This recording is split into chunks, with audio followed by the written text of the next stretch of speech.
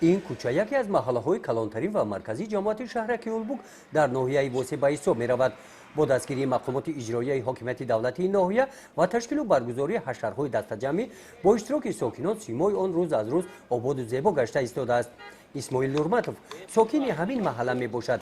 این نیالهای سبز را او برای باز هم تازه و زیبا گردانیدن محیط طبیعتی محله شنانیده در نگاه‌آوری و پرورش منبع نیالهای شنانیده‌اش خود را مسئول می‌شمارد.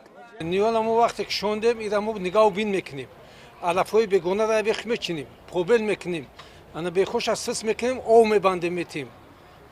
خیلی بود نگاه میکنیم در کدامو را میفهمونیم بابا تازه رادیو تلویزیون گازیت برآمد میکنیم که آدم‌ها همین چدا نرسین که خوک میشود. در این محله انا همین طور با اشتراک رئیس جماعت شهرک رئیسان کمیته محله و مصلحت متخصصان طبیعت شناس کارهای سبزگردانی وسعت میگیرند. تدبیرهای مذکور بخشیده به جشن 30 سالگی استقلالیت دولتی جمهوری تاجیکستان راه اندازی گردیدند.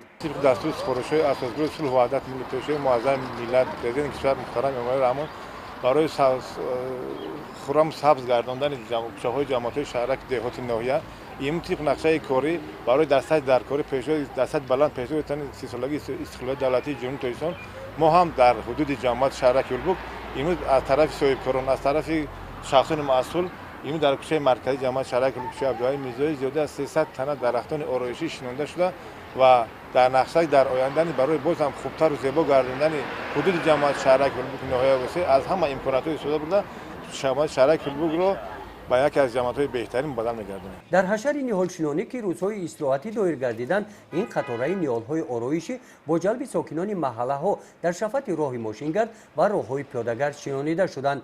طبق نقشه جماعت شهرک اولبوک شنانیدن این نیال‌ها انجام کار نبوده برای نگاهبین و پرورش منبع درختان در همبستگی با کارمندان قسم آبادانی کارخانه فری دولتی خواجگی منزل کمونالی ناحیه تدبیرها اندیشیده می‌شوند. گزارش خواجه نظریف خدای نظر ظهوروف از ناحیه واسه برای برنامه اطلاعاتی نوید